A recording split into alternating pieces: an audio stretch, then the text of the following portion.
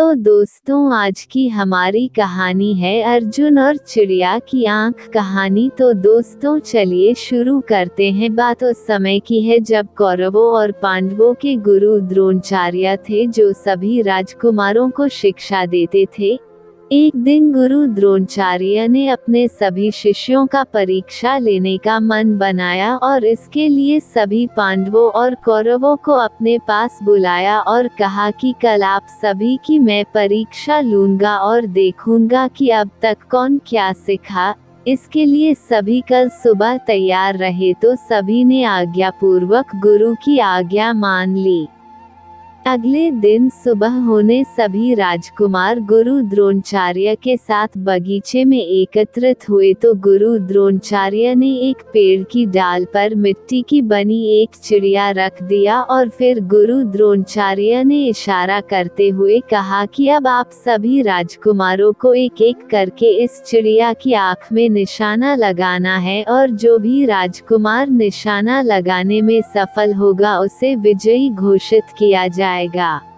इसके बाद गुरु द्रोणाचार्य ने एक एक करके सभी राजकुमारों से पूछा कि आप सबको क्या दिखाई दे रहा है। तो किसी ने कहा कि मुझे तो चिड़िया दिखाई दे रही है, तो किसी ने कहा कि मुझे पेड़ दिखाई दे रहा है और किसी ने कहा कि मुझे पेड़ पर चिड़िया और पूरा आकाश भी दिखाई दे रहा है, तो किसी ने कहा कि मुझे पेड़ और पत्ते दिखाई दे रहे हैं। ऐसे करके सबने कुछ न कुछ बताया, लेकिन पांडव राजकुमार अर्जुन के कोई उत्तर नहीं दिया था। लेकिन गुरु द्रोणाचार्य किसी के उत्तर से प्रसन्न दिखाई नहीं दे रहे थे और तब गुरु द्रोणाचार्य ने अर्जुन से पूछा कि सबने कुछ न कुछ बताया, लेकिन अर्जुन तुमने कोई उत्तर नहीं दिया, क्या तुम्हें कुछ दिखाई नहीं दिया? तो अर्जुन तुरंत बोल पड़े कि हे गुरुदेव, मुझे क्षमा करना, क्योंकि मुझे तो बस चिड़िया की आंख दिखाई दे रही है। अर्जुन का ये उत्तर सुनकर गुरु द्रोणाचार्य अति प्रसन्न हुए और अर्जुन को निशाना लगाने को कहा। फिर क्या था, अर्जुन ने तुरंत चिड़िया की आंख में निशाना लगा दिया और निशाना एकदम सटीक था, जिसके कारण अब चिड़िया की आंख में निशाना लग चुका था। जिसके बाद गुरु द्रोणाचार्य प्रसन्न होकर अर्जुन को गले लगा लिया और विजयी घोषित किया और सभी राजकुमारों को समझाया कि हमने शुरू में ही कहा था कि चिड़िया की आंख में निशाना लगाना है, तो सबको चिड़िया की आंख पर ही ध्यान देना चाहिए। लेकिन सबने अपना ध्यान कहीं और लगा लिया, इसलिए सभी अपने लक्ष्य से चूक गए। इसलिए सबको हमेशा अपने लक्ष्य पर ध्यान देना चाहिए, तभी आप विजयी होंगे।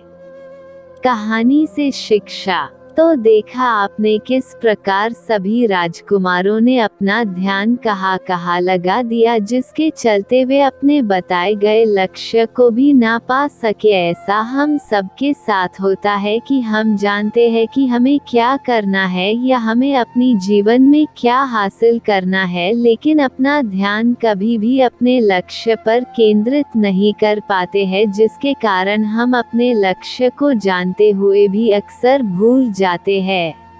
जब भी हम कभी अपने जीवन में कोई काम करना चाहते हैं या कर रहे होते हैं, अक्सर जिस काम में हम लगे हुए होते हैं उससे संतुष्ट नहीं होते हैं, जिसके कारण हम अपना सारा ध्यान उस पर नहीं लगा पाते हैं। अक्सर देखा जाता है कि यदि हम किसी भी कार्य में लगे हुए हैं और यदि हमारे आसपास कोई सफल व्यक्ति आ जाए या कोई व्यक्ति जो कि अपने कार्य में सफल है, तो हम उनसे तुरंत प्रेरित हो जाते हैं और हम अपना ध्यान उस जैसा व्यक्ति बनने में लगा देते हैं, जिसके कारण हमारा ध्यान तो अब अपने कामों में उतना नहीं लगता है, जिसके कारण हम अपने कर रहे कार्यों में भी सफल नहीं हो पाते हैं और दूसरों के कामों में शायद एकदम नहीं, क्योंकि हम उन कामों में अभी बस शुरुआत किए हुए हैं।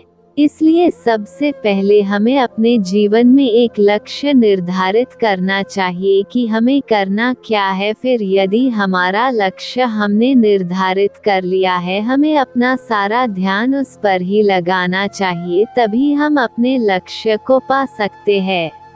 यदि एक साथ कई लक्ष्य बना लिए तो निश्चित ही हम कभी भी सफल नहीं हो सकते हैं, क्योंकि एक साथ कई लक्ष्य बना लेने से हमें सिर्फ और सिर्फ दिन रात मेहनत तो करते हैं, लेकिन कभी भी अपने एक काम को पूरे अच्छे तरीके से नहीं कर पाते हैं।